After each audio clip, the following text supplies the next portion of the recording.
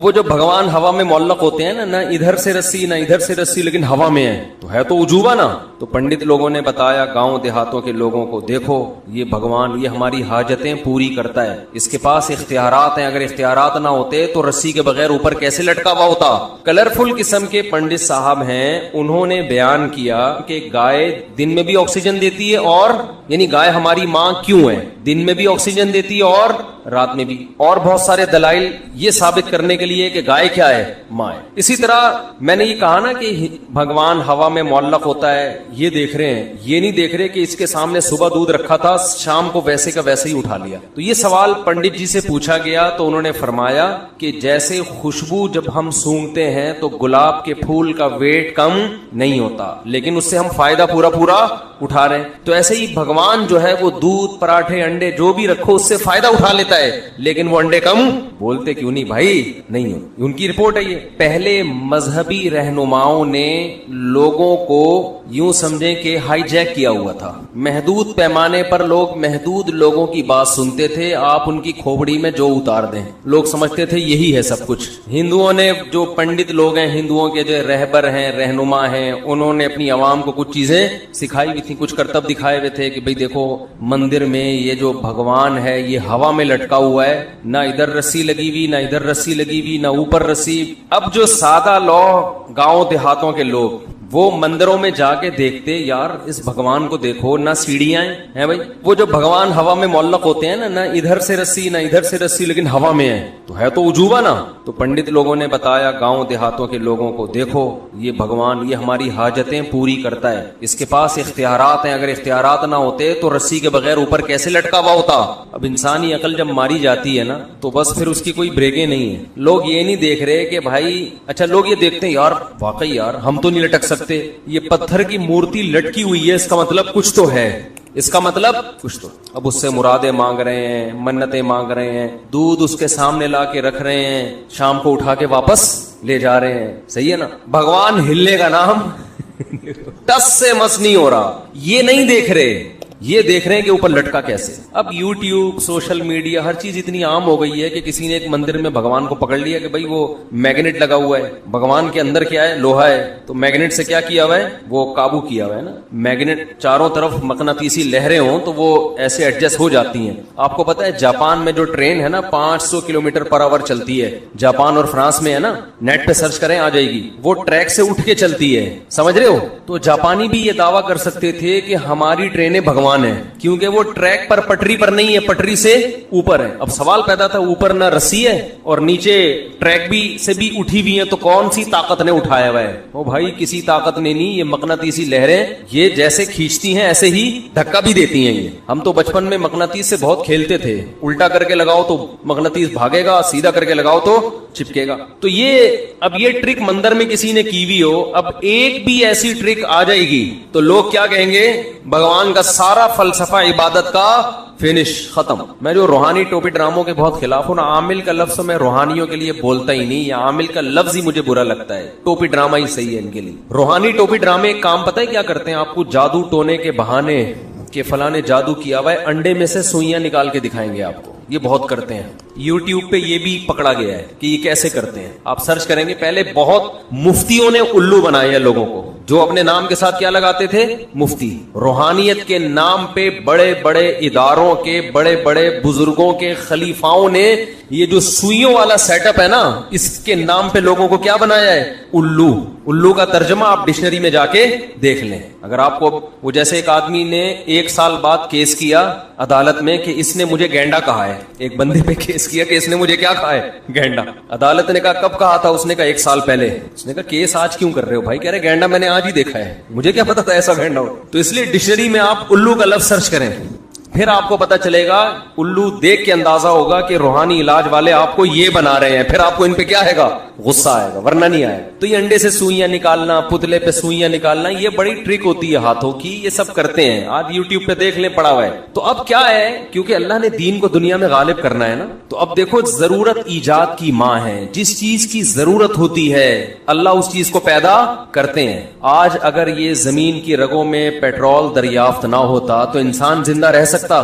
گدے گھوڑوں پہ اگر تجارت ہوتی تو کراچی کو فار ایگزامپل پتہ نہیں کتنے ہزار ٹن گندم چاہیے ہوتی, تو چائنا سے گدھے سوار ہوتے گندم لانے کے لیے.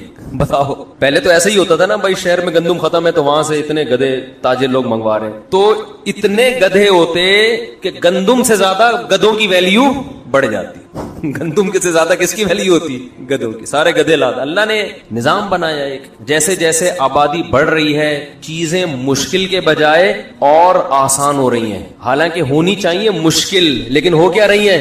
آسان. پہلے تجارت مشکل, اب آسان. پہلے خوراک کا حصول مشکل, اب آسان. حالانکہ آبادی کیا ہو رہی ہے؟ بڑھ رہی. تو اللہ کا نظام ہے. تو اسی طرح پہلے آپس میں جو کمیونیکیشن کا سسٹم تھا مشکل, آبادی بڑھنے سے یہ کیا ہو گیا؟ آسان. پہلے دین کی بات دوسروں تک پہنچانا بولو مشکل, اب آسان. اب دیکھو میں اس کی ایک مثال دیتا ہوں. میں نے یہاں ایک بیان کیا تھا کہ ایک ہندو پنڈت صاحب ہیں, نیلے پیلے ہو کے آتے ہیں وہ اکثر, ان کا مذہب ہے, یہاں نیلے کچھ, یہاں کلر کچھ مختلف. ہمارے یہاں مولانا تو سیدھے سادے ہوتے ہیں نا, کوئی کلر نہیں ہوتا ان کے, ٹھیک ہے نا, جیسے ہیں ویسے ہی آ کے بیٹھ گئے. لیکن ہندوؤں میں کے جو مولانا ٹائپ کے لوگ ہوتے ہیں وہ کلرفل ہوتے ہیں. اس میں ان کا کوئی مذہب ہوگا, ہم کسی کا کی توہین نہیں کر رہے. تو مختلف قسم کے, یہاں سے کلر کچھ اور ہے, یہ والا پوز, یہ والے سائڈ پہ کچھ اور کلر ہے. کلرفل قسم کے پنڈت صاحب ہیں, انہوں نے بیان کیا, میں نے فیس بک پہ سنا ان کا بیان, کہ گائے دن میں بھی آکسیجن لیتی ہے اور رات میں بھی, دن میں بھی آکسیجن دیتی ہے, اور یعنی گائے ہماری ماں کیوں ہے, دن میں بھی آکسیجن دیتی ہے اور رات میں بھی, اور بہت سارے دلائل یہ ثابت کرنے کے لیے کہ گائے کیا ہے؟ ماں ہے. اسی طرح میں نے یہ کہا نا کہ بھگوان ہوا میں معلق ہوتا ہے, یہ دیکھ رہے ہیں, یہ نہیں دیکھ رہے کہ اس کے سامنے صبح دودھ رکھا تھا, شام کو ویسے کا ویسے ہی اٹھا لیا. تو یہ سوال پنڈت جی سے پوچھا گیا تو انہوں نے فرمایا کہ جیسے خوشبو جب ہم سونگتے ہیں تو گلاب کے پھول کا ویٹ کم نہیں ہوتا, لیکن اس سے ہم فائدہ پورا اٹھا رہے ہیں, تو ایسے ہی بھگوان جو ہے وہ دودھ, پراٹھے, انڈے جو بھی رکھو اس سے فائدہ اٹھا لیتا ہے, لیکن وہ انڈے کم بولتے کیوں نہیں بھائی؟ نہیں ہوتے. یہ رپورٹ ہے, ان کی رپورٹ ہے یہ. تو اس پر میں نے بھی اپنا تجزیہ کیا, بھائی جیسے وہ تجزیہ کر سکتے ہیں ہم بھی کر سکتے ہیں نا. یوٹیوب آزاد ہے, فیس بک آزاد ہے, جو بھی, بشرطے کہ وہ وائلنس ہی نہ پھیلا رہا ہو, کوئی مار دھاڑ کی باتیں نہ کر رہا ہو. تو وہ تو ہم نہیں کر رہے, ہم تو ان کا نظریہ پیش کیا, پھر اپنا نظریہ پیش کر رہے ہیں کہ بھائی سوال یہ پیدا ہوتا ہے کہ بھگوان صبح سے لے کے رات تک سونگتا ہی کیوں ہے؟ اس کو کھانے پینے سے کس چیز نے روکا ہے؟ ایک دفعہ ہماری خاطر ایک نوالا لے لے اس میں سے, ہم خوش ہو جائیں گے. چلو بھگوان تھوڑا سا تو ہلتا ہے نا. اور اگر سونگ نہیں ہے تو پنڈت جی نے جو مثال دی تھی نا گلاب کے پھول کی, وہ پھول اٹھا کے سونگ کے دکھایا تھا. بھگوان اتنا ہی کر لے کہ اٹھا کے روٹی سونگ کے واپس رکھ لے, وہ تو سونگتا بھی نہیں ہے, بیٹھا ہوا ہے بالکل, میں یعنی ادب کے دائرے میں بیٹھا ہوا ہے, ہلنے کا نام بولو نہیں. یہ تمہاری حاجات کیسے پوری کرے گا؟ قرآن کیا کہہ رہا ہے؟ یا ایھا الناس ضرب مثل فاستمعوا لہ. ہمارے حضرت جب یہ آیت تلاوت کرتے تھے نا, ایسے جوش میں ان کی آواز اونچی ہو جاتی تھی اور فرماتے تھے مجھے وجد آ رہا ہے, جوش آتا تھا حضرت کو اس آیت. ایک دفعہ حضرت کا بیان ہم لوگ لکھا کرتے تھے, تو یہ والی آیت جب ہم لکھ رہے تھے تو لکھ کے حضرت کو دکھائی, حضرت نے اس آیت کی تصحیح کریکشن کروائی نا کہ یہ یوں ہے. تو کریکشن کے وقت تو انسان کا لہجہ سیدھا سادہ ہوتا ہے نا, یعنی اس وقت تو بیان بھی نہیں کر رہا, اس آیت کی تلاوت بھی مقصد نہیں ہے. جیسے کوئی آدمی پڑھ رہا ہے قل ھو اللہ احد کو غلط پڑھے تو آپ اس کو سمجھاؤ گے بھائی قل ھو اللہ احد ہے, قل ھو اللہ وحد نہیں ہے, ایسے بتاؤ گے نا, اس میں جوش تھوڑی آئے گا آپ کو. لیکن حضرت اس آیت کی کریکشن کروا رہے تھے اور اونچی آواز ہو گئی, ٹھیک ہے نا, یا ایھا الناس ضرب مثل فاستمعوا لہ, ایک دم جوش میں آ گئے. ہم نے کہا یہ لکھوا رہے ہیں یا تقریر کر رہے ہیں؟ پھر فرمانے لگے جب یہ آیت پڑھتا ہوں تو مجھے اتنا جوش آتا ہے کہ چیخنے کا دل کرتا ہے یہ ایسی مزیدار. یا ایھا الناس, اے لوگو, دیکھو قرآن کی مثالوں میں سب سے مزیدار بات پتہ ہے کیا ہے؟ بلکہ پورے قرآن میں فطرت کو اپیل کرتا ہے. کوئی پیچیدہ باتیں بولتے کیوں نہیں, دو اور دو چار کی طرح قرآن نے لا کے نا حق اور باطل کو بیان کر. ایسے تبھی تو ہمیں یہ ایتھیس ویتھیس کی جو تقریر ہے نا یہ لطیفے لگتے ہیں. بتا رہا تھا کہ میڈیا کیا ہو گیا ہے, بہت تیز ہو. اب کوئی ہندو پنڈت صاحب یا کوئی پادری صاحب کسی کو کچھ بھی, یا کوئی گاؤں میں بیٹھ کے لوگوں کو کوئی بھی مذہبی, چاہے وہ مسلمانوں میں ہی ہو, وہ الو اگر بنا رہا ہے تو اس کے خلاف بھی آپ کو دلائل یوٹیوب پہ مل جائیں گے. تو مجھے توقع نہیں تھی کہ میں ایک ایسے ہی نارمل مجلس میں بیٹھ کر ایک بات کروں گا, پنڈت کے دودھ کی رپورٹ پیش کروں گا, خوشبو گلاب کا پیش کروں گا, اور وہ ویڈیو وائرل ہو کے پنڈت جی کی تقریر کے ساتھ میری تقریر مارکیٹ میں چل رہی ہے. وہ پنڈت جی کی جو بھی تقریر دیکھے گا کہ بھائی بھگوان صاحب خوشبو لیتے ہیں, ڈائریکٹ پراٹھا نہیں کھاتے. یہ مفتی طارق مسعود ہے, صبح 2 پراٹھے کھا جاتا ہے. ہمارے بھگوان کو 2 پراٹھے کھانے کی ضرورت نہیں ہے. بھگوان تو وہ ہوتا ہے جو صرف پراٹھے کو سونگے اور طاقت مفتی طارق مسعود سے زیادہ آ جائے اس کے اندر, ورنہ بھگوان میں مفتی صاحب نے فرق کیا ہو گیا. بھگوان اٹ از کالڈ بھگوان. اب چونکہ حضرت مفتی صاحب کی اس میں توہین تھی احقر کی, ٹھیک ہے نا, تو احقر نے اس کا جواب دیا ہے کہ بھائی بھگوان سونگنے پر اکتفا کیوں کرتا ہے, اور اگر سونگنا ہے تو اٹھا کے سونگ کیوں نہیں رہا. پڑا ہوا ہے 1000 سال کے بعد بھی, جدھر کو دیکھ رہا ہے نا 1000 سال کے بعد بھی ادھر ہی دیکھتا ہوا نظر آئے. کچھ بھی کر لو بھگوان کے ساتھ, نہ ادھر منہ گھمائے گا نہ ادھر منہ گھمائے گا. اب مجھے یہ توقع نہیں تھی, خود انڈیا والوں نے یہ کام کیا, ادھر وہ پنڈت جی کی تقریر ڈسٹیمپر کے ساتھ اور ادھر ہماری تقریر. تو اب کیا ہے, دنیا تیز ہو گئی ہے. اب جو سیکھ حق تک پہنچنا چاہے گا نا, اس کے لیے حق تک پہنچنا کیا ہو گیا, آسان. اس لیے جتنے بھی دیگر مذاہب کے لوگ ہیں, چاہے ان کا تعلق عیسائیت سے ہو, یہودیت سے ہو, ہندوازم سے ہو, یا سکھ مذہب سے ہو, جس مذہب سے بھی جس کا تعلق ہے, لوگ یہ بات محسوس کر رہے ہیں کہ ہمارے مذہب میں جان بولو دم نہیں ہے. نظریات ایسے ہیں جن کے پیچھے کوئی بیس نہیں ہے, کوئی دلیل نہیں ہے. اور قرآن کی میں مثال دے رہا تھا, قرآن جو ہمارے حضرت جس آیت پہ جوش کھاتے تھے نا, کہ وہ جو ہندو کہہ رہے ہیں نا کہ یہ پراٹھا رکھا ہوتا ہے, یہ سونگتے ہیں, کھاتے نہیں ہیں, فائدہ اٹھا لیتے ہیں بس. تو قرآن کیا کہتا ہے, یا ایھا الناس ضرب مثل فاستمعوا له, اے لوگو, اس مسلمانوں کو خطاب نہیں کیا, اے انسانوں. اس میں ہندو بھی ہیں, سکھ بھی ہیں, بدھسٹ بھی ہیں, سب ہیں. اے انسانوں, ضرب مثل, ایک مثال بیان کی جا رہی ہے, فاستمعوا له, اس کو غور سے سنو, اسے غور سے سنو. اب قرآن کے اس اسٹائل سے, اس انداز سے لگتا ہے کہ بہت ہی کوئی پیچیدہ مثال ہوگی, ہے بھائی ایسا ہی لگتا ہے نا, اتنی پیچیدہ مثال ہوگی جو کھوپڑی میں آئے گی نہیں. تبھی قرآن کیا کہہ رہے ہیں, یعنی ڈائریکٹ مثال بیان کر دیتا نا. بھائی ہم جب کسی کو کوئی بات سمجھا رہے ہوتے ہیں تو تمہید باندھنے کی ہمیں ضرورت نہیں ہوتی, ہم ڈائریکٹ مثال پہ آ جاتے ہیں, فار ایگزامپل کہہ دیتے ہیں نا. لیکن جب مثال پیچیدہ ہو, مشکل ہو, تو پھر ہم پہلے تمہید قائم کرتے ہیں. ارے بھائی ذرا رکو, میں تمہیں ایک مثال سے بات سمجھاتا ہوں, یعنی مثال دینے سے پہلے یہ جملہ لے کر آئیں تاکہ اس کے کان کھڑے ہو جائیں. قرآن بھی کہتا ہے یا ایھا الناس, اے لوگو, ضرب مثل, ایک مثال بیان کی جا رہی ہے. قرآن یہ نہیں کہہ رہا میں بیان کر رہا ہوں. کیوں؟ اس لیے کہ یہ لوگ قرآن کو مانتے نہیں, اللہ کو مانتے نہیں. یہ جب اللہ کا نام آ جائے گا نا بیچ میں کہ میں کر رہا ہوں, تو کہیں گے بھائی اللہ کر رہا ہے, ہم نہیں مانتے اللہ کو. اللہ کہہ رہے ہے چھوڑو کون بیان کر رہا ہے, مثال کو فوکس کرو, مثال ہے کیا, سمجھ رہے ہیں. قرآن کہہ رہے اس کو چھوڑو, بیان کون کر رہا ہے. ضربت مثلا نہیں ہے, ضرب مثل پیسو وائس ہے, فعل مجہول ہے. ایک مثال بیان کی جا رہی ہے, چھوڑو کون بیان کر رہا ہے, اس کو مت دیکھو, کیونکہ تمہیں تو ہم سے چڑ ہے, اللہ کر رہا ہے, نبی کر رہے ہیں, تم بولو یار یہ نہیں, ہم نہیں, چھوڑو اس کو, اس مثال کا جواب لے کر آؤ بس. مثل فاستمعوا له, اسے غور سے سنو. ان الذین تدعون من دون اللہ, جن کو تم اللہ کے سوا پکارتے ہو, مندروں میں بیٹھے ہوئے ہو جن کے سامنے ہاتھ جوڑ کے, لن یخلقوا ذبابا, یہ سنگ دل محبوب قدموں میں لانا, یہی کام کر رہے ہوتے ہیں نا ہندو لوگ مندروں میں جا کے. آج کل تو دنیا میں اور کوئی غم ہے ہی نہیں, بس یہی دنیا میں سب سے بڑا غم رہ گیا. روٹی روزی سنگ دل محبوب, نرم دل تو کسی کا محبوب ہے ہی نہیں, سارے سنگ دل ہی ہیں. تو سنگ دل محبوب قدموں میں لانا, روٹی دلا دینا. اللہ فرماتے ہیں لن یخلقوا ذبابا, کہ یہ ہرگز ایک مکھی بھی پیدا نہیں کر سکتے, ایک مکھی پیدا کرنے پر بھی یہ قادر نہیں ہے. آگے فرمایا وَإِن يَسْلُبْهُمُ الذُّبَابُ شَيْئًا, یہ جو بھگوان پراٹھوں کی خوشبو سونگ رہا ہے نا, یہاں بیٹھ کے خوشبو سونگ رہا ہے, اور تم سمجھتے ہو اس میں اتنی انرجی آ جاتی ہے کہ تمہاری بگڑی بنائے گا, یہ تمہارے مسائل کہاں سے حل کرے گا.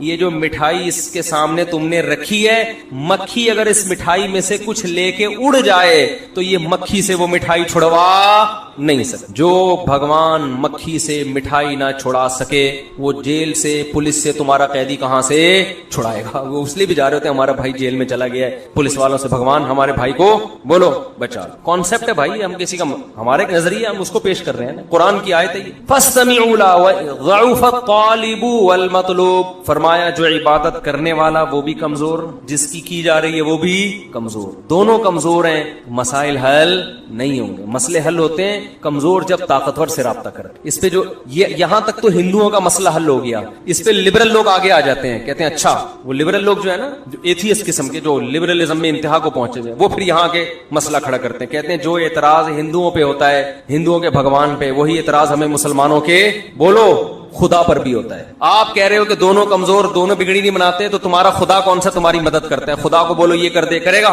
ہے بھائی کیا ہو گیا؟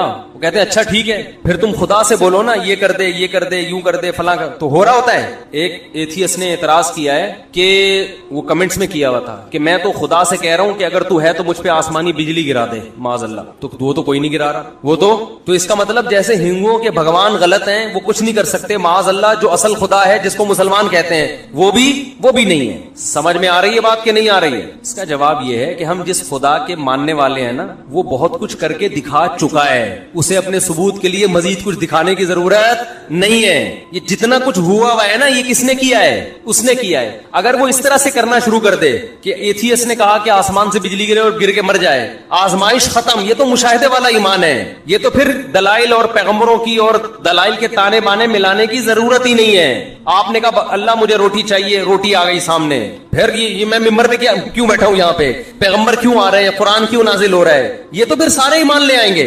تبھی قرآن کیا کہتا ہے, جب ہم اپنی بڑی نشانی دکھاتے ہیں تو پھر ایمان قبول نہیں کرتے. جو نشانیاں ہیں انہی کو دیکھ کر ایمان لے کر آؤ. اس کی دلیل کہ یہ کام خدا کرتا ہے. دیکھو جب کوئی کام ہوتا ہے تو کام ہونے والا, کام کرنے والا اگر دو ہیں, دیکھو ایک کام دنیا میں ہوا, کہیں بھی ہوا, مثال کے طور پر ایک گڑھا کھودا ہوا ہے, یہ کام ہے نا. آپ کہیں گئے جنگل میں, آپ نے دیکھا کہ گڑھا کھودا ہوا ہے, اور آپ کو پتا یہاں جنگل میں دو ہی تھے, دو آدمی تھے, تیسرا کوئی یہاں پر 100 سال سے نہیں آیا, یہ کبھی آیا ہی نہیں ہے. اب دو میں سے ایک پانی پینے گیا ہوا ہے, وہ آپ کو نظر نہیں آ رہا. ایک موجود ہے, تو آپ نے اس موجود سے پوچھا یہ گڑھا تم نے کھودا ہے؟ وہ کہے نہیں. تو اس کا مطلب کس نے کھودا ہے؟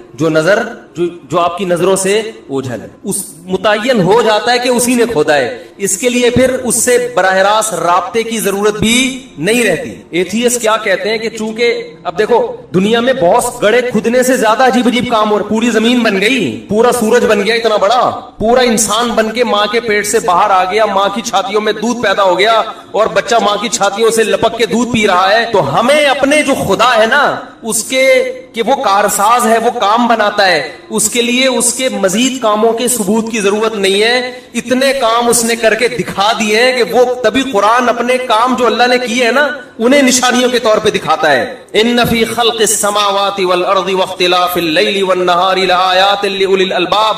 اگر کوئی ہندو ہم سے پوچھے کہ ہمارا بھگوان کچھ نہیں کر پاتا, تمہارا کیا کرتا ہے, ہم کہیں گے جو کچھ کیا ہے کس نے کیا ہے, ہمارے والے نے کیا ہے, کیونکہ ہم نے تو نہیں کیا اور دوسری کوئی مخلوق ہے بھی نہیں جو کرنے والی. تو کس پر کون کر رہا ہے پھر؟ وہ خدا ہے جو ہمیں نظر نہیں آتا, جس نے کتابیں نازل کی, جس نے پیغمبروں کو بھیج کے اپنا تعارف کروایا. وہ اتنا کچھ کر چکا ہے. اس نے مور بنایا, اس نے خربوزے بنائے, اس نے انسانوں کو بنایا.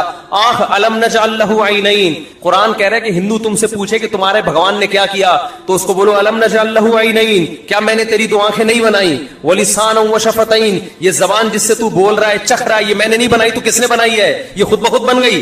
وشفتین, ہونٹ, یہ کس نے بنایا ہے؟ کیا ایسی ایڈجسٹمنٹ ہے؟ زبان کا کام بولنا بھی ہے, چکھنا بھی ہے, اور ایسے آلات. ایک گوشت کا ٹکڑا ہے, میٹھے کا بھی اندازہ لگا لے گا, کڑوے کا بھی اندازہ لگا لے گا, گرم کا بھی, ٹھنڈے کا بھی, خوشبو نہیں پتا چلے گی. ناک میں ایسے آلات لگا دیے, وہ میٹھا گرم ٹھنڈا نہیں بتائے گی, وہ فوراً سونگ کے بتا دے گی بدبودار ہے یا خوشبودار. آنکھ گرم ٹھنڈا یا بدبو خوشبو نہیں بتائے گی, وہ کلر دیکھ کے بتائے گی آنکھ کہ کلر کیسا ہے اس کا. کان آواز سن کے بتائیں گے یہ کیسا سنتا ہے, کچھ اور نہیں کر سکتے. اور یہ ساری सारी चीजें इतनी सी खोपड़ी में इतने सारे पेचीदा आलात फिट कर दिए, ठीक है ना, इतनी सी खोपड़ी में इतनी पेचीदा मशीनें जो अब तक जापान के साइंसदान भी नहीं बना सके।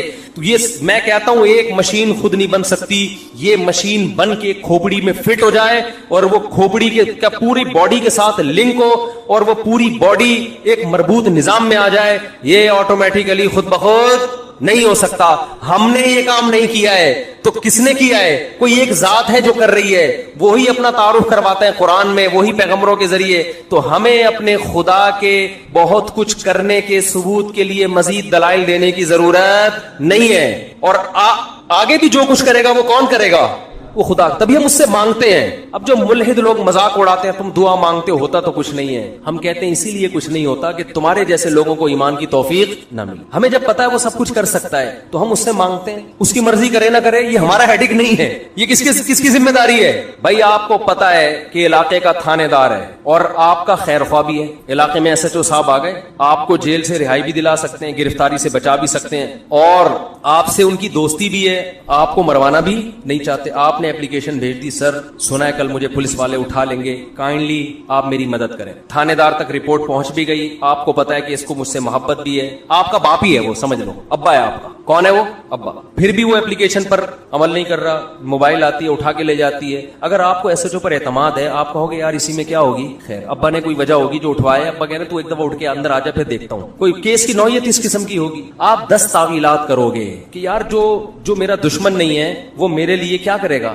वो सही करेगा। बाज दफा इसलिए भी गिरफ्तार करवा दिया जाता है कि किसी बड़े दहशतगर्द से बचाने के लिए, किसी केस से बचाने के लिए। भाई बहुत से लोग मुजरिम होते हैं ना, उन पर कत्ल का केस होता है तो वो वकील पेश करता है कि ये तो फलां दिनों में जेल में थे ठीक है ना, ये तो जेल में थे, तो वो इतना खुश होता है शुक्र है मैं उस वक्त कहां था जेल में, वरना ये कत्ल का केस मेरे ऊपर ही आ। याकूब अलैहिस्सलाम सारी जिंदगी टेंशनों में, दुआएं मांगते रहे, दुआएं कबूल नहीं हो रही, लेकिन कुरान कहता है कभी मायूसी की बात नहीं की। जब भी उनके बच्चों ने कहा अब्बा आपको अभी तक यूसुफ याद है, उन्होंने फरमाया आलमु मिनल्लाहि मा ला तालमून, मैं अल्लाह के बारे में वो कुछ जानता हूं जो तुम नहीं जानते। तो जब कोई मुल्हिद हम पर एतराज करता है, तुम दुआओं के लिए हाथ उठाते हो, होता तो कुछ नहीं है। हम उससे कहते हैं हम अपने अल्लाह के बारे में जो कुछ जानते हैं वो तुम नहीं जानते। तुम उस अल्लाह से लौ लगाओ, तुम्हें पता चलेगा बहुत कुछ होता है, बहुत कुछ होता है। तसल्ली हो जाती है, हमने अपनी गोट अल्लाह के हवाले कर दी है, सही है ना, अपनी फाइल कहां दाखिल कर दी है।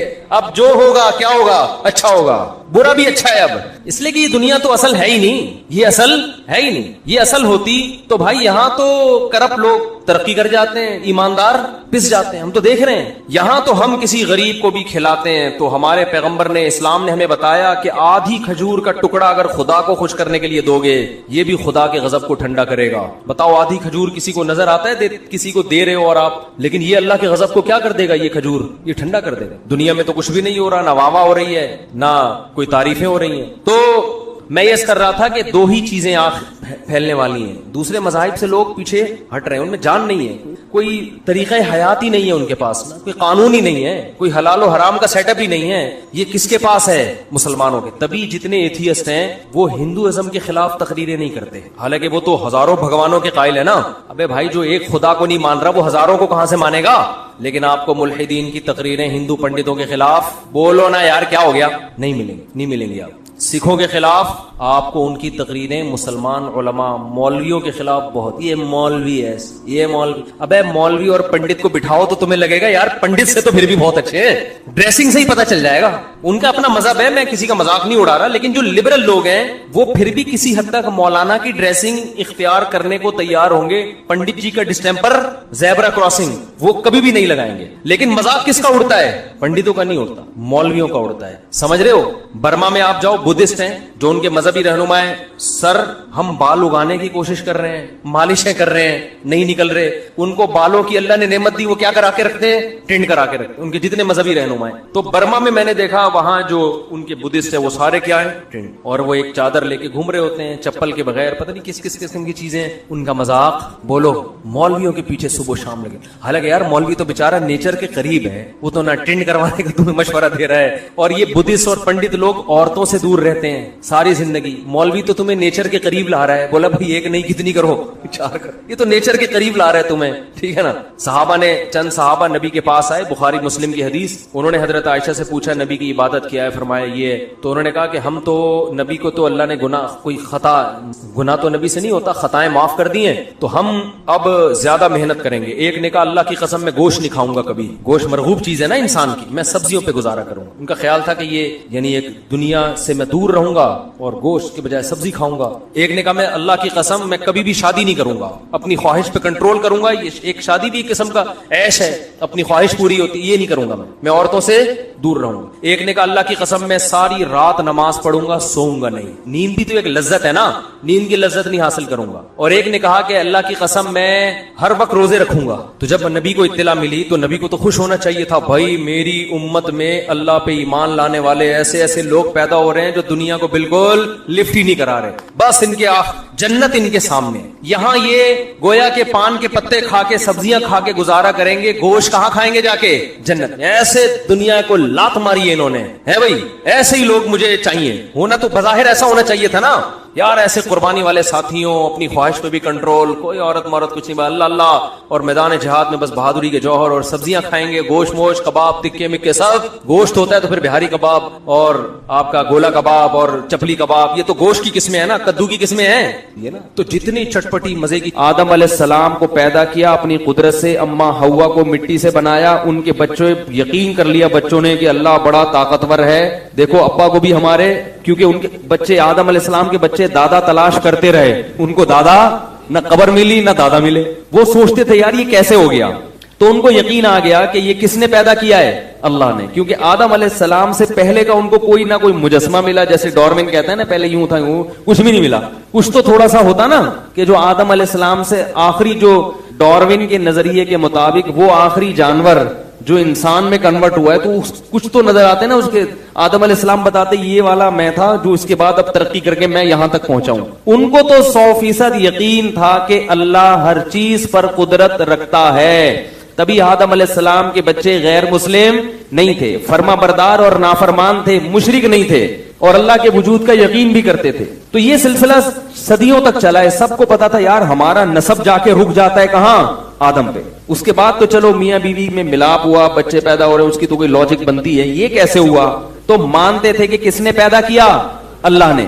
नूह अलैहिस्सलाम कई सदियों के बाद आए हैं आदम अलैहिस्सलाम के, उनके दौर में भी अल्लाह के वजूद का इनकार किसी ने नहीं किया।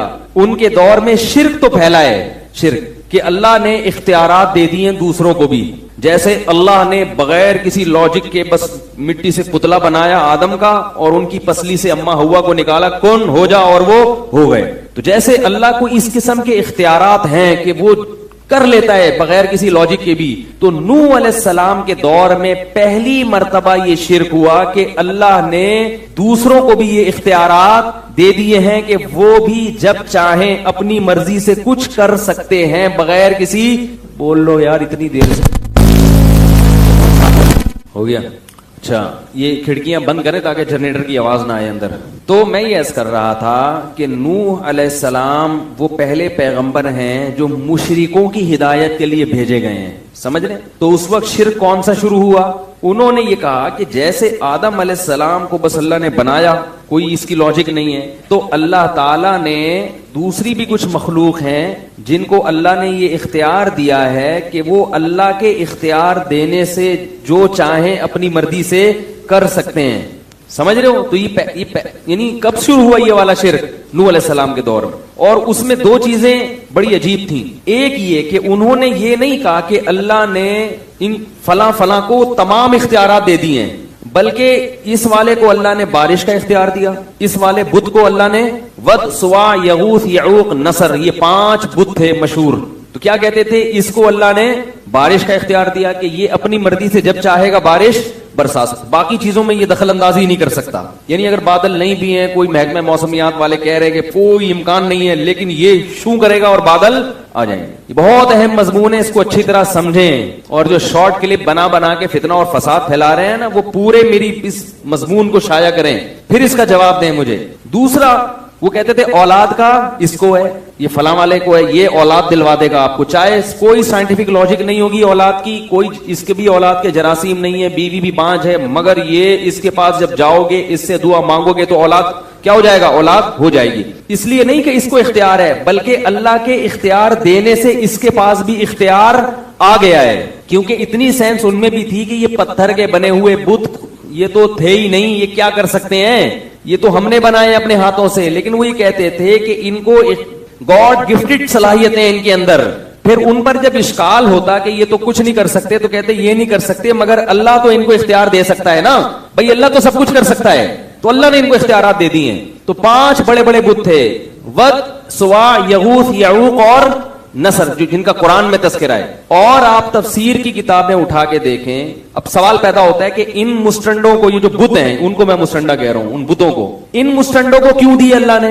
اگر دینے ہی تھے تو آپ کو دیتا، ان کو دیتا، یہ بتوں کو کیوں دیے؟ تو کہتے تھے اصل میں یہ بڑے بڑے بزرگوں کی مورتیاں ہیں، تو ان بزرگوں سے خوش ہو کے اللہ نے ان بزرگوں کو دیے ہیں۔ اب اگر کہو ان بزرگوں کو کیوں دیے، تو آپ کہیں گے جب اللہ اپنی عطا سے کسی کو دے رہا ہے تو آپ کون ہوتے ہیں اس پہ پابندی لگانے والے؟ یہ میں اس لیے تمام چیزیں دہرا رہا ہوں کہ بالکل یہی سٹائل ہے آج شرک کو معاشرے میں پھیلانے کا، کہ اگر اللہ اپنے نبی کو کچھ اختیارات دینا چاہ رہا ہے تو ان وہابیوں کے پیٹ میں مروڑ کیوں ہوتا ہے؟ نہیں آ رہی بات سمجھ میں؟ ان لوگوں کو کیوں تکلیف ہو رہی ہے؟ بات آ رہی ہے سمجھ میں؟ پبلک کو کیوں؟ جب اللہ اپنے محبوب، اپنے حبیب سید الانبیاء یا ان کو اگر اللہ اپنے اختیار سے اختیارات دے رہا ہے تو لوگوں کو اس پہ اشکال کیوں ہو رہا ہے؟ بات آئی سمجھ میں؟ تو نوح علیہ السلام اسی شرک کی نفی کے لیے دنیا میں آئے تھے کہ اللہ جس سے خوش ہوتا ہے اسے جنت تو دیتا ہے، اسے دنیا میں اعلی مقام تو دیتا ہے، اسے لوگوں کا مقتدا اور رہبر تو بناتا ہے، اسے نیک صالح اولاد تو دیتا ہے، مگر اپنے اختیارات میں اس کو شرکت نہیں دیتا۔ یہی تو شرک ہے جس کی نفی الحمد سے لے کے والناس تک قرآن میں ہے کہ اللہ کسی کو ایسا پروٹوکول نہیں دیتا، اور اسی کو اللہ نے اپنے ساتھ الوہیت میں شرک قرار دیا، معبودیت میں، کہ مجھے میرے جیسا معبود کیوں تراش لیا تم نے؟ حالانکہ وہ مانتے تھے کہ یہ اللہ جیسے نہیں ہے۔ ہندو بھی ان بتوں کو ویسا بھگوان نہیں سمجھتے جیسا وہ آسمان پہ بیٹھے ہوئے خدا کو بھگوان کہتے ہیں، یہ ویسا نہیں ہے، لیکن اس نے ان کو کیا دیے ہوئے ہیں؟ اختیار دیے ہوئے ہیں۔ بات آ رہی ہے سمجھ میں؟ تو اللہ نے کسی کو بھی اسباب سے ہٹ کے کسی بھی قسم کا کوئی بھی اختیار، بولو بھائی، نہیں دیا۔ اسی شرک کی نفی کے لیے قرآن آیا ہے اور انبیاء آئے ہیں۔ تو نوح علیہ السلام کی قوم نے بزرگوں کے مرنے کے بعد ان کی مورتیاں بنا لی، بولا کہ چونکہ اللہ ان بزرگوں سے خوش تھا تو ان کی مورتیوں کے سامنے جھکو گے، ان سے مرادیں مانگو گے تو یہ اللہ کی عطا سے ہمیں دیں گے، خود نہیں دیں گے، اللہ کی عطا سے۔ اللہ نے ان کو اختیار دیا تو یہ ہمیں کیا دیں گے؟ اس اختیار سے ہمیں دیں گے۔ اب اس پر ایک اشکال ہوتا ہے کہ ہم تو دیکھتے ہیں کہ بزرگوں اور پیغمبروں کے ہاتھ پہ بہت سی ایسی چیزیں صادر ہوئی ہیں جس کی کوئی سائنٹیفک لاجک نہیں ہے۔ کلمہ پڑھا رہا ہوں آپ لوگوں کو، میں لا الہ الا اللہ کا مطلب بیان کر رہا ہوں۔ ہمارے ہاں عقیدے پہ اکثر بیان ہوتا ہی نہیں ہے، تو بہت سے لوگ کہتے ہیں کہ بھئی دیکھو اللہ نے اختیارات تو دیے ہیں نا، موسیٰ علیہ السلام لاٹھی کو سانپ بنا دیتے تھے، اس کی کوئی لاجک ہے؟ ہمارے نبی صلی اللہ علیہ وسلم کے پاس مشرکین آئے، چاند کے 2 ٹکڑے کرو، آپ نے ایسے کیے اور 2 ٹکڑے کر دیے، کوئی لاجک ہے اس کی؟ اور پھر وہ چاند آپس میں جڑ بھی گئے۔ صحابہ پیاسے تھے، پانی میں آپ صلی اللہ علیہ وسلم نے ہاتھ ڈالا اور پانی ابلنا شروع ہو گیا۔ عیسیٰ علیہ السلام کہتے تھے مردے کو قوم باذن اللہ، اللہ کے حکم سے کھلو جا۔ پنجابی میں کیا کہتے ہیں؟ کھلو جا، ہیں کھلو جا۔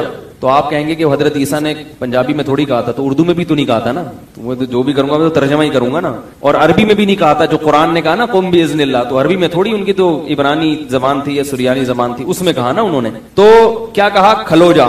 یہ کھلوجا میں اس لیے کہہ رہا ہوں کہ پنجاب والے جب کسی کو آرڈر کرتے تو اسٹائل تھوڑا سا الگ سا ہوتا ہے، اس میں بندہ نہیں بھی کھڑا ہو رہا تو کھڑا ہو ہی جائے گا، تو اس لیے مردہ اگر نہیں بھی چاہتا تھا نا کھڑا ہونا، وہ عیسیٰ علیہ السلام کا حکم سن کے کیا ہو جاتا تھا؟ کھڑا ہو جاتا۔ کیونکہ آپ بولو نا اٹھیے، اردو میں آپ کیا بولیں گے؟ اٹھیے، وہ نہیں اٹھے گا۔ اردو میں بڑی شائستگی ہے، آئیے جائیے، تبھی اردو میں کوئی کام ہوتا ہی نہیں ہے۔ ایک صاحب تھے، وہ ٹرک اڈا نہیں ہے، ٹرک اڈا، ٹرک اسٹینڈ جو ماڑی پور میں، وہاں انہوں نے آفس کھولا، اردو اسپیکنگ تھے، وہ آفس کھولا انہوں نے، تو میں ان کے پاس گیا تو وہ عجیب اسٹائل سے لوگوں سے بات کر رہے ہیں, ملازمین سے. تو میں نے کہا یار یہ کون سا اسٹائل ہے؟ کہہ رہے ہیں یار ان سے تمیز سے بات کرو تو کام, ان سے بولو نا یہ ڈبے اٹھا کے ٹرک پہ رکھ دیجئے, ٹرک لوڈ کرنا ہے, مال پنجاب جا رہا ہے, رکھیے. کوئی بھی ہلتا ہے, ان کو ٹھڈے مار مار کے. تو اللہ نے ہمارے ملک میں ہمیں مختلف قسم کی زبانیں دی ہیں, جب جس زبان سے کام اٹھانا ہو آپ وہ کام اٹھاؤ. تو جو شرافت سے نہ آ رہا ہو, شر اور آفت کا بولو کھڑے ہو جائیے, نہیں ہو کھل ہو جا, ایک دم کھڑا ہوگا وہ. تو میں یہ عرض کر رہا تھا, ہر زبان میں ایک مٹھاس ہے. پنجاب کی زبان میں ایک الگ سی مٹھاس بھی ہے جو اردو میں نہیں ہے. بعض جملے پنجابی زبان کے اتنے مزے کے لگتے ہیں کہ وہ اردو میں مزہ ہی نہیں. میں کیونکہ پوری طور پر قدرت نہیں ہے اس لیے میں بیان نہیں کر سکتا, لیکن ان کی زبان میں نا بعض جملے ایسے ہیں جو اردو میں مزہ نہیں آتا. تو اردو کی الگ تہذیب ہے. خیر بات کہاں سے کہاں چلی گئی. تو عیسیٰ علیہ السلام مردے کو کیا کہتے تھے؟ قم باذن اللہ, اللہ کے حکم سے کھڑا ہو جا. تو کہتے ہیں دیکھو اللہ کی عطا سے حضرت عیسیٰ بھی مردوں کو زندہ کر رہے ہیں, ہمارے نبی بھی اللہ کی عطا سے چاند کے 2 ٹکڑے کر رہے ہیں. تو جو نبی اللہ کی عطا سے چاند کے 2 ٹکڑے کر سکتا ہے, جو نبی اللہ کی عطا سے مردوں کو زندہ کر سکتا ہے, اس نبی کو اگر ہم یہاں سے بیٹھ کے پکارے کہ ہماری حاجت سن لیں تو وہ اللہ کی عطا سے سن بھی سکتا ہے, اور وہ نبی اللہ کی عطا سے ہماری وہ حاجت پوری کر بھی سکتے ہیں. یہ بات سمجھ میں. تو ہم اگر پکار رہے ہیں تو ہم اللہ کی عطا سے یہ تصور کر کے. تو اس لیے قرآن نے جو کہا ہے کہ غیر اللہ کو مت پکارو, تو اس سے وہ پکار مراد ہے جو اللہ کی عطا کے بغیر والی پکارو. یہ اشکال کر رہا ہوں کہ اس کو میرا نظریہ نہ سمجھ لیں, یہ اشکال کرتے ہیں لوگ. اس اشکال کا جواب یہ ہے کہ دیکھو ایک ہوتا ہے کسی کو اختیار دے دینا, ایک ہوتا ہے کسی کے ہاتھ سے کوئی کام کرا دینا. دونوں میں فرق ہے. دونوں میں کیا ہے؟ آپ لوگ حاضر ہیں نا اچھی طریقے سے. ایک ہوتا ہے کسی کے ہاتھ پہ کوئی کام صادر کر دینا, اور ایک ہوتا ہے کسی کو اس کا اختیار دے دینا. اختیار دینے کا مطلب کیا ہے؟ پانی کی جو سپلائی ہے یہ کس کے اختیار میں ہے؟ واٹر بورڈ والوں کے نا. وہ جب کھولیں گے نل تو پانی آئے گا, وہ بند کر دیں تو آپ قحط سے ہلاک. ملک کا جو وزیر اعظم ہے یا جو صدر ہے وہ واٹر بورڈ والوں سے محض کام نہیں لیتا, بلکہ باقاعدہ اس نے واٹر سپلائی کا ان کو اختیار دے دیا ہے. کیا میرے در پہ آنے کی ضرورت نہیں ہے؟ واٹر بورڈ کا ادارہ بنایا ہی اس لیے ہے کہ جس کو پانی کی ضرورت ہو وہاں جا کے دھرنا مارے, اسلام آباد میں آنے کی ضرورت نہیں ہے. وہ اگر کام نہ کرے پھر اس کی کمپلین کے لیے میرے پاس آؤ, لیکن پہلا اسٹیپ کون سا ہے؟ اس کا ہے. اس کو میں نے کیا کیا ہے؟ اختیار دیا ہے. یہ مطلب ہوتا ہے اختیار دینے کا. اور کام کرانے کا مطلب کیا ہوتا ہے؟ واٹر بورڈ والوں کے پاس آپ گئے, بولا بھائی پانی بند ہے اتنے عرصے سے, وال آپ کھول دیں. تو اس نے ایک ملازم کو بولا یار اس کو وال کھول ذرا. وال کھولنے کے اختیارات نہیں دیے کہ جب چاہو کھولو جب چاہو بند کر دو. ہاں ابھی وال کھولنے کا کام کس سے لیا جا رہا ہے؟ ملازم سے. تبھی آپ ملازم کے پاس نہیں آؤ گے, آپ ڈائریکٹ کس کے پاس جاؤ گے؟ واٹر بورڈ والوں کے پاس. اس کی اور آسان مثال دیتا ہوں کہ اختیار دینا کیا ہوتا ہے اور کام لینا کیا ہوتا ہے. دیکھو آپ لوگ جاتے ہیں نا اکثر کوئی ڈاکومنٹ تیار کرنے ہوتے ہیں اسٹیمپ پیپر, تو منشی صاحب کے پاس جاتے ہیں, وہ ڈی سی آفس کے باہر لوگ بیٹھے ہوئے ہوتے ہیں پیپر. آپ کیا کرتے ہیں؟ اب تو ٹائپنگ شروع ہو گئی, پہلے قلم سے لکھتے تھے. آپ کہتے ہیں بھائی میرا فلاں کے ساتھ لین دین ہے, اس کو کے ڈاکومنٹس تیار کرنے ہیں, آپ اس کو کیا کریں؟ لکھیں. تو آپ نے اس کو اختیار دیا کہ یہ چیز آپ لکھیں. وہ لکھتا خود نہیں ہے, قلم سے مدد لیتا ہے, وہ قلم کے ذریعے لکھتا ہے. تو اختیار کس کے پاس ہے لکھنے کا؟ رائٹر کے پاس, کاتب کے پاس. کام کس سے لے رہا ہے؟ وہ قلم سے. قلم کو اختیار نہیں دیا. اگر قلم کو اختیار دیا ہوتا تو آپ قلم کے پاس جا کے کہتے کہ لکھو, اور قلم خود اٹھ کے گھومنا شروع کر دیتا. قلم کاتب کے ہاتھ میں ایسا ہوتا ہے کہ اس کی اپنی کوئی حیثیت نہیں ہوتی. کاتب جدھر کو گھمائے گا قلم وہاں گھومے گا. اور اختیار کس کے پاس ہے؟ طاقت کس کے پاس ہے؟ کاتب کے پاس. تو یاد رکھو پیغمبروں کے جتنے معجزے ہیں اس میں کسی بھی کام کا پیغمبر کو اختیار نہیں دیا جاتا.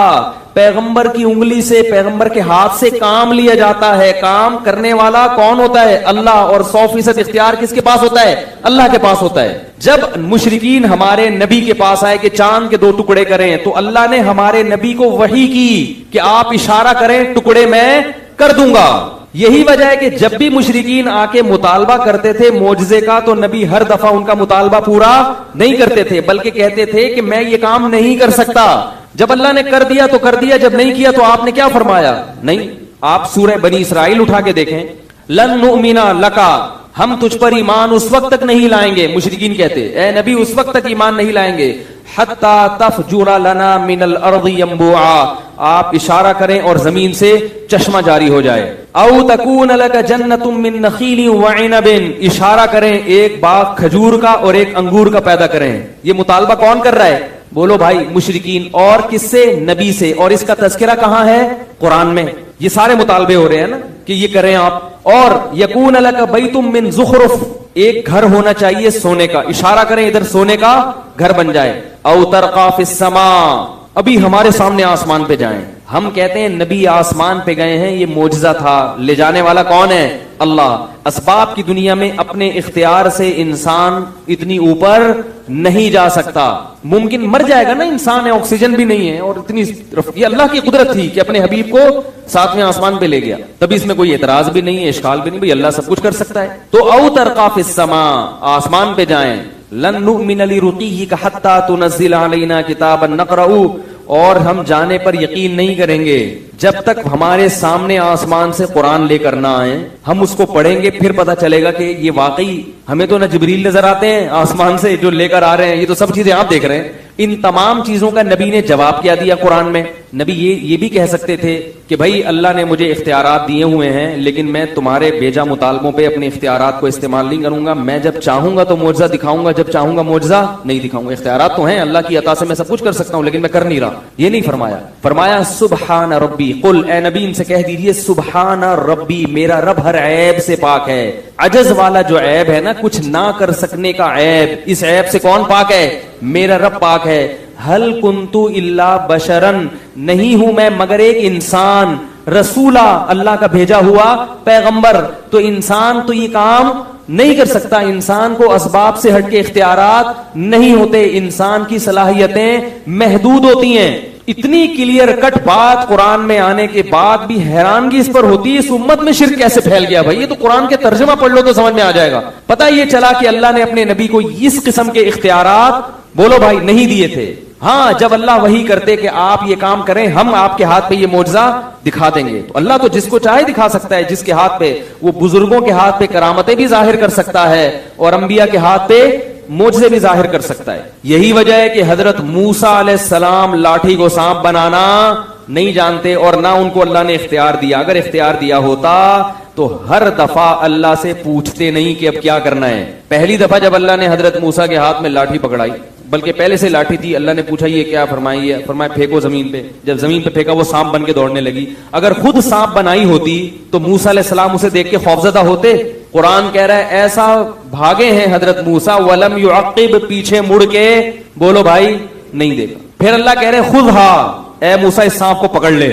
اگر موسیٰ علیہ السلام کو سانپ کو دوبارہ لاٹھی بنانے کا اختیار ہوتا تو حضرت موسیٰ خود پکڑتے اور کیا بنا دیتے اس کو؟ کہتے جیسے میں نے لاٹھی کو سانپ بنایا، میں اللہ کی عطا سے اس سانپ کو لاٹھی بھی بنا سکتا ہوں.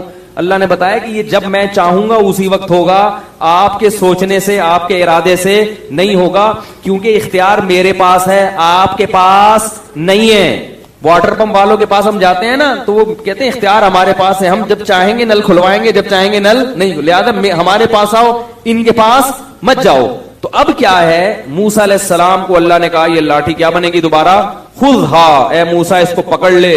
سنعیدھا سیرتھا الاولی، ہم وعدہ کرتے ہیں عن قریب، سا کا مطلب یہ وعدے کے لیے آتا ہے، عن قریب ہم یہ کریں گے، اس کو واپس لاٹھی بنا دیں گے. پھر موسیٰ علیہ السلام نے پکڑا، اچھا اللہ اب اطمینان ہو گیا. اگر حضرت موسیٰ کے پاس اختیارات ہوتے تو جب آگے دریا ہے، ٹھاٹھیں مارتی ہوئی موجیں ہیں اور پیچھے کون ہے؟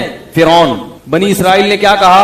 انا لمدرکون، مر گئے، پکڑے گئے ہیں بھائی، اب تو فرعون آئے گا. اور موسیٰ علیہ السلام کہہ سکتے تھے میرے پاس تو لاٹھی ہے، اللہ نے مجھے اختیار دیا، جب چاہوں گا سمندر کے 2 ٹکڑے کر کے درمیان سے نکل جاؤں گا. حضرت موسیٰ نے فرمایا ان معی ربی، میرے ساتھ رب ہے، کچھ نہ کچھ کرے گا وہ مدد، مجھے نہیں پتا کیا کرے گا لیکن کرے گا ضرور. تو اللہ نے کیا کہا اس لاٹھی کو، اے موسیٰ اضرب بعصاک، اپنی لاٹھی مار کہاں پر؟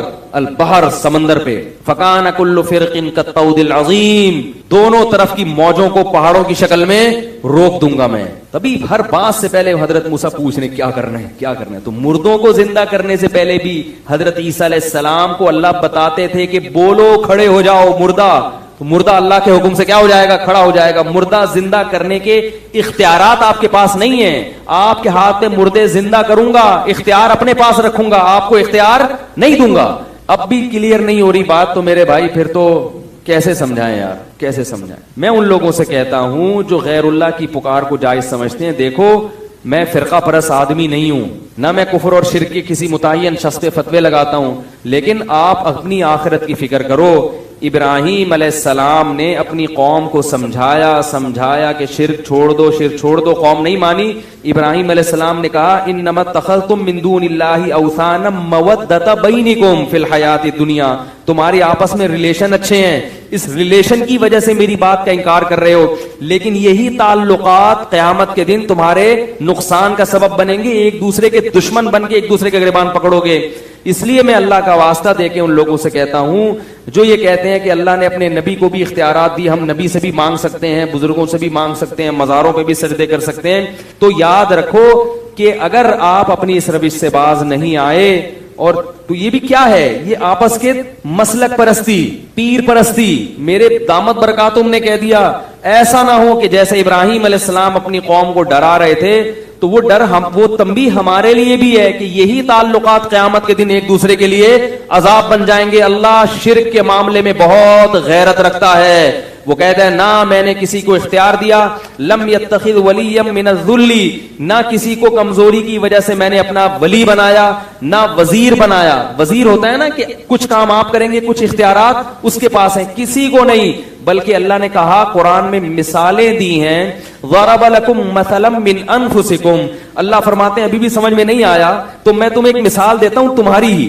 هل لکم مما ملکت ایمانکم من شرکاء فیما رزقناکم, کہ تمہارے جو غلام ہوتے ہیں کیا تم ان غلاموں کو اپنے ساتھ شریک کرتے ہو اپنی پراپرٹی میں؟ فرمائے کہ جب پراپرٹی جو کم درجے کی چیز ہے اور تمہارے غلام بھی کم درجے کے ہیں, تمہارا اپنے غلاموں سے اتنا اوپر رتبہ نہیں ہے جتنا میرا مخلوق سے اوپر کا مقام ہے. غلام بھی تمہاری طرح کا انسان ہے, تم اس کو شریک نہیں کرتے اپنی پراپرٹی میں, تو میں اپنے اختیارات میں اپنی مخلوق کو کیسے شریک کروں گا؟ جبکہ مخلوق کا جو مقام ہے, دیکھو ہمارا جو غلام سے رشتہ ہوتا ہے تو غلام بھی انسان, ہم بھی کیا ہیں, انسان, تو اتنا کم درجے کا نہیں ہوتا ہم سے. لیکن مخلوق تمام کی تمام, اس کا تو اللہ سے کوئی اس لحاظ سے رشتہ, جو یعنی جنس کے لحاظ سے تو کوئی رشتہ بنتا ہی نہیں ہے نا. وہ مخلوق ہے, وہ خالق ہے. اولاد اور باپ کا رشتہ نہیں ہے, بھائی بہن کا رشتہ نہیں ہے. فرمایا انتم الفقراء الی اللہ, سب کے سب فقیر و محتاج ہو میرے, کسی کو میں نے کسی بھی اختیار میں شرکت نہیں دی ہے, سب اپنے پاس رکھا ہے. تو اس لیے بھائی یہ بہت خطرناک شرک ہے جو آپ کی قبر کو آگ سے بھر دے گا, آپ کی بخشش کی دعا کو حرام کر دے گا آپ کے والدین اولاد کے لیے. اولاد کو اجازت نہیں ہوگی کہ آپ کے لیے بخشش کی دعا مانگیں. اب بات سمجھ میں آئی کہ معجزہ الگ چیز ہے, اختیار دینا الگ چیز. بالکل اس کی مثال ایسے ہے, بارش اللہ برساتا ہے, برسانے کا کام کس سے لیتا ہے؟ فرشتوں سے. کہتے ہیں بارش برسانے کا فرشتہ یہ فلاں, تو کام اللہ کسی سے بھی لے سکتا ہے, فرشتوں سے بھی, پیغمبروں سے بھی, اولیاء اللہ سے بھی, مگر اختیار کس کے پاس ہے؟ تبھی ہم بارش کی دعا, بارش کے لیے فرشتوں کو نہیں پکارتے, اسی طرح میرے بھائی بارش کے لیے پیغمبروں کو بھی نہیں پکارتے. فرشتے نے حضرت مریم کو اولاد عطا کی, قرآن میں آتا ہے, سمجھو اس کو اچھی طرح. جبریل آئے حضرت مریم کے پاس, مریم نے پوچھا کون ہو؟ فرمایا فرشتہ ہوں, انسان نہیں ہوں. کیوں آئے ہو؟ لِأَهَبَ